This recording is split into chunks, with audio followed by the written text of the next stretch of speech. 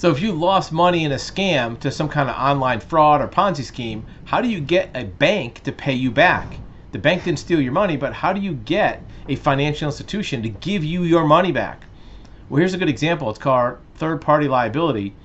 Here's an example where a Swiss bank will have to pay back $100+ million because they helped some scammers hide billions. Now, this has to do with back taxes, meaning that the scammers were scamming the IRS out of tax money, but the logic is the same. The legal theory is the same. Now, remember, we're not attorneys, not giving legal advice, but in many cases, we've seen situations where a fraudster, a scammer, has stolen money from a person using fraud or a Ponzi scheme, and they spent a lot of the money.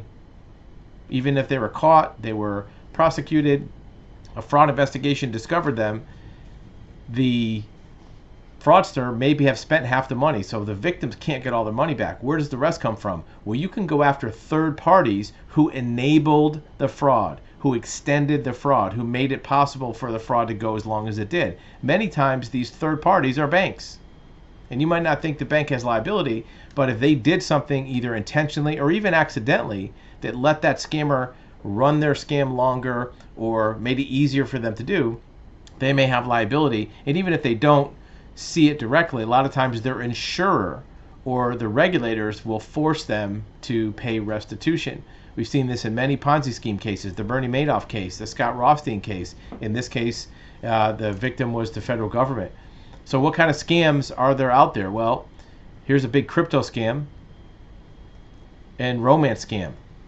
They may sound different, but they're the same. A lot of times somebody will present themselves as a possible romantic partner online, a dating partner, or some type of, it starts out with a friendship and then it turns into romance, and they start steering you towards investments or putting money into crypto. Turns out it's a scam, and many times there's banks behind this.